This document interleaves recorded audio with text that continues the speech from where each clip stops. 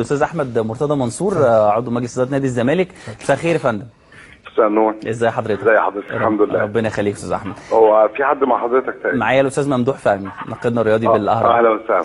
ازيك يا ممدوح؟ الله يخليك. ازي حضرتك يا ربنا يخليك يا رب. يعني النهارده ما فيش مباراه، يعني لسه مباراه لحد الحمد لله. انت ما فيش الحمد لله توتر ولا حاجه كده عملت مداخله. ايوه. ازي حضرتك في البدايه؟ عامل ايه؟ الحمد لله كله تمام. يعني في البدايه بقى لنا فتره طويله بنسمع انه سانجا لما هيجي هيقعد في العتبه وهيقعد في مش عارف فين. الحمد لله نادي الزمالك برضو يعني كعادته، ونادي الزمالك يعني بيحترم الجميع.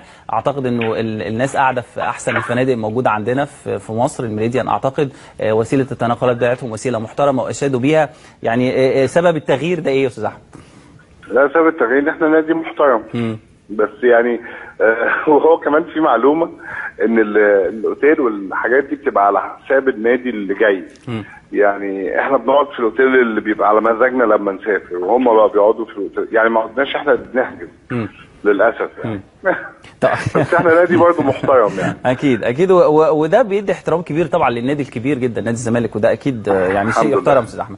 طيب الاستعدادات الفريق بقى للمباراه دي، يعني الناس كتيره يعني متفائله خير طبعا انه الفريق امكانياته سهله او امكانياته ضعيفه جدا سانجا، ولكن واضح اصرار الفريق وتركيزه الشديد جدا في هذا اللقاء انه ينهي اللقاء بسرعه جدا او في اول 30 دكه مثلا.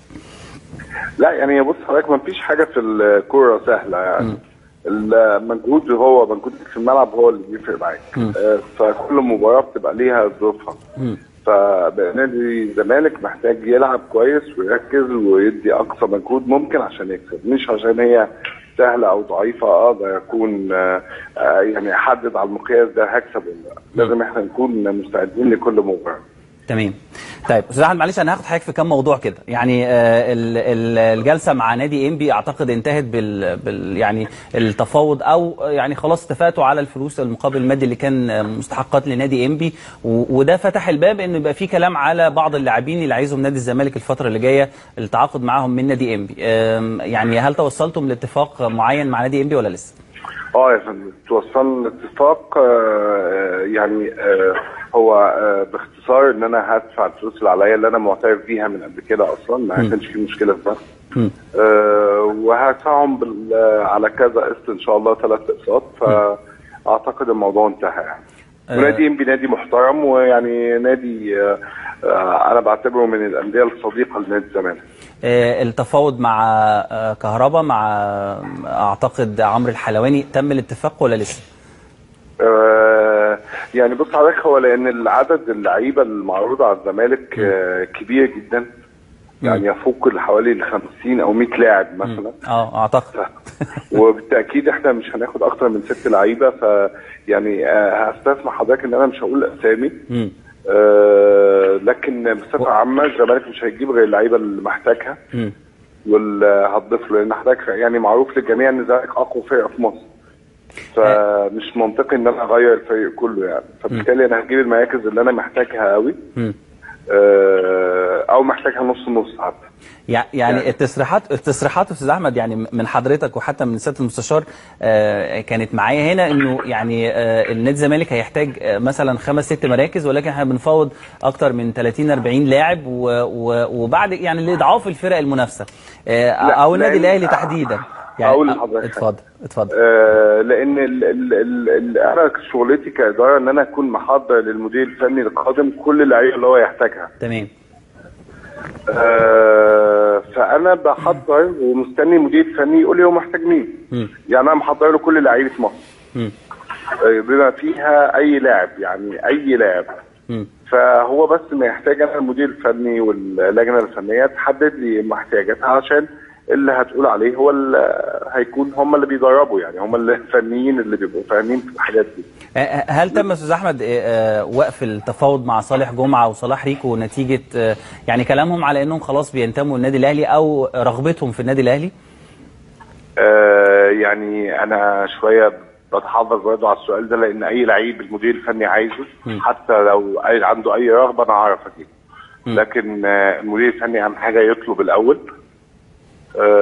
واي حاجه انا هقدر اوفرها له. اصل يعني احنا في عالم احتراف دلوقتي، اللعيب شويه الرغبه دي يعني يعني ايا كان اللعيب مين، لو حضرتك عرضت عليه مبلغ اكبر من الانديه الثانيه فهيجي لك. فقصه يعني رغبه عمليه التسويق او وفره الفلوس داخل نادي الزمالك بتديله فرصه اقوى انه يعني يبقى مسيطر على سوق التعاقدات الفتره اللي جايه. يعني هقول لحضرتك على حاجه معلش، لو انا في احتياج شديد لمركز معين من اللعيبه يعني هيبقى الموضوع مفتوح، هعرض مبلغ اكبر فاكبر فاكبر. يعني هي المساله بيبقى ليها كذا تقييم، هل اللعيب ده استفدت بيه تساوي المبلغ اللي هدفعه؟ يمكن انا لو حضرتك تسال، يعني انا اسلوبي شويه كل حاجه بالاله الحاسبه، مش مجرد مش بقعد كده مع اللعيب اقول له انت عايز كام، لا خد كذا.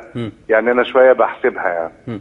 طب ده هيرفع سوق التعاقدات قوي يا استاذ احمد. يعني اللاعب النهارده لو بيساوي مليون جنيه مثلا، ممكن التنافس ده بين الزمالك والاهلي او الاهلي والزمالك يرفع سعره ل 4-5 مليون جنيه، ولا حضرتك شايف ان ده ممكن يرفع سوق التعاقدات مره ثانيه اللي ابتدى ينزل شويه الفترات اللي فاتت؟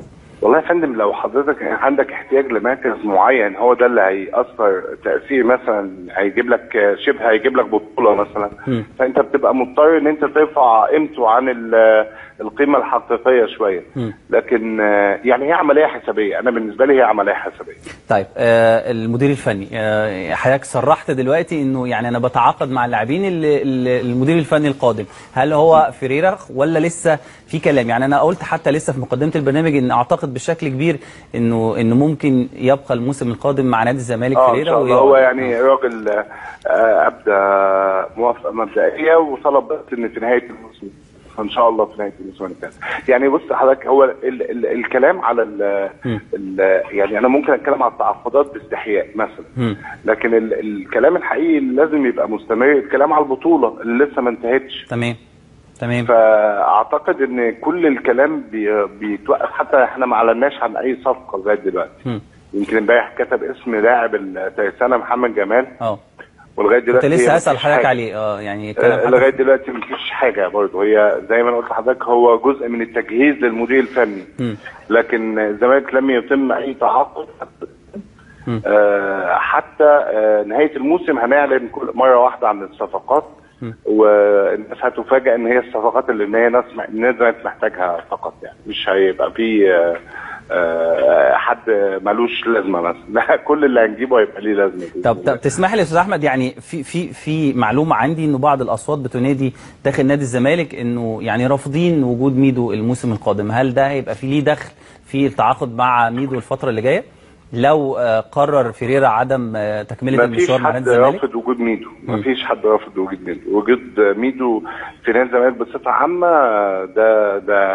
ده نجم بتاع، يعني حد ما يكون عندك نجم في نادي مش معقول ترفضه. يعني نادي الزمالك عنده ذخيره معينه كده من النجوم، فبالتاكيد ما فيش حد رافض ميدو. لكن هي الفكره زي ما قلت لحضرتك، انت دايما بتشوف الافضل في الظروف دي افضل، ولو المدير الفني واحد مثلا واخد بطوله فبيبقى فيه ليه افضليه معينه. لكن احنا قلنا ميدو في حاله وجود مدير فني مصري هو ان شاء الله يبقى استاذ احمد، انت عارف ان انا حريص جدا على ان ما يبقاش في مشكله داخل نادي الزمالك، وانت عارف ان انا دايما حريص على ده الاهلي والزمالك، ولكن انا دايما بسالك الاسئله اللي بترد بيها على الكلام اللي موجود في المواقع والصحف. لا يعني هو الكلام بالنسبه لميدو يعني هو اعلنه ما انا عارف، بس انا في مشكله الجهاز الموجود في حاله رحيل المدير الفني الاجنبي. تمام، بس يعني بعض المواقع كتبت انه المشكله اللي كانت موجوده بين ميدو وكابتن اسماعيل يوسف، هل ده حقيقي ولا مفيش اصلا ازمه من الاساس؟ لا، مع كل ولاد نادي الزمالك دلوقتي هدفهم هدف وحيد، هو رجوع نادي الزمالك اللي كان انهار في ال10 سنوات اللي فاتت. فما عندناش فكره الحساسيه بين المدربين والمديرين الكوره يعني ما فيش الفكره دي دلوقتي، مش موجوده. يعني كابتن ميدو كان اسبوع قاعد مع كابتن اسماعيل بينسقوا حاجات معينه في قطاع الناشئين، فلا في تعاون الحمد لله. طيب سؤالي الاخير لحضرتك عشان ما اطولش عليك، ايمن حفني، محمد عبد الشافي خلاص، ايمن حفني، حازم امام خلاص يعني خارج نادي الزمالك الموسم القادم للتعاقدات ولا لسه في كلام؟ ده برضه عليه لغط كبير جدا. محتاج توضيح من حضرتك اكيد. عليه لغط كبير جدا. احنا جالنا عرض لايمن حفني وعرض حازم امام، كابتن حازم امام، لكن وده مع ليهم اسامي. صوت حضرتك يا استاذ احمد معلش بعد شويه. بقول لحضرتك العرضين الموجودين لكابتن ايمن وكابتن حازم دول معناهم ان اللعيبه دي تسوى، واللعيبه دي قيمتهم كبيره جدا. فاحنا ما بنستغناش عن حد الا لو جاب قيمته.